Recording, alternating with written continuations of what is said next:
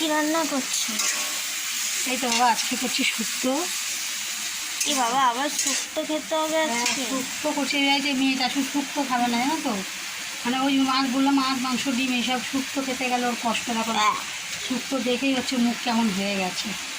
ঠিক আছে, তো শুক্তো করছি। এটা হচ্ছে সামনে কিছু না, আপনার পেঁপে কাঁচকলা, আর কী বলে লাল আলু, এমনি আলু সব কিছু দিয়ে বইটা মানে এখন টাইমের জন্য যাওয়া হয় দোকানে, ওই জন্য বইটা ছাড়াই হচ্ছে।